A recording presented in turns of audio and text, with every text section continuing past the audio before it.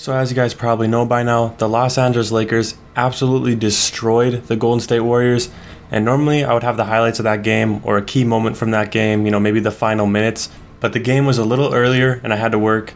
But even so, there wasn't much of the game to even post. I looked through the full game replay and I didn't find anything worth mentioning because it was such a blowout. It was really an uneventful game as a whole. The Warriors didn't even look like they wanted to be there. They didn't play any defense, especially from the three-point line. The Lakers would just swing the ball a little bit and get wide open looks, as you're seeing in the footage here. So in all honesty, if you're a Warriors fan, I wouldn't worry too much about this game. Your team just didn't want to play, and it showed. And if you're a Lakers fan, you should be pretty optimistic because this is the second game Dennis Schroder returned, and this is the second time they've won. Going forward though, I don't expect the Lakers to win every game. In fact, I expect them to be like a 500 team until they get Anthony Davis back. Now why is this?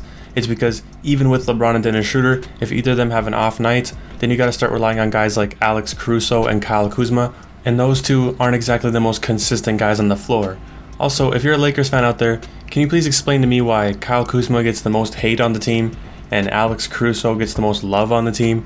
They're very similar players in their roles. The difference is Kyle Kuzma is better on offense and Alex Caruso is better on defense. But they're both equally inconsistent from the three-point line and they both have just as many off games as the other one. So why is it that Alex Caruso, I know it's a meme and I know it's a joke, but still, why do you guys hate on Kuzma so much but love Caruso for doing the same thing? Anyways, going back to the game, another reason I say if you're a Warriors fan, you shouldn't worry too much about this game is because Stephen Curry, the greatest shooter of all time, struggled from the three-point line. That's not going to happen every night. And yes, I know we have our criticisms of Andrew Wiggins, but still, I expect him to do a little better than what he put up last night. He had 3 whopping points in 22 minutes. That hopefully won't happen too often.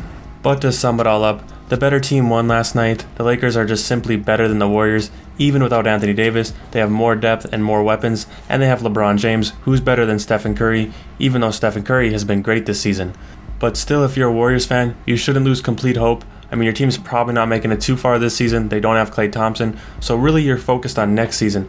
But that doesn't mean this season is a total wash. They played uncharacteristically bad last night. Steph Curry was cold, which won't happen too often. So I expect you guys to make the playoffs and maybe make it even to the second round. Who knows? But yeah, I mean, obviously if you're a Lakers fan, you know what to expect from your team. Anthony Davis will come back. You got the deepest team in the league. You're probably going to the finals. But thank you guys for watching. Leave a like if you enjoyed this video and subscribe for more NBA content just like this. And I'll see you in the next upload.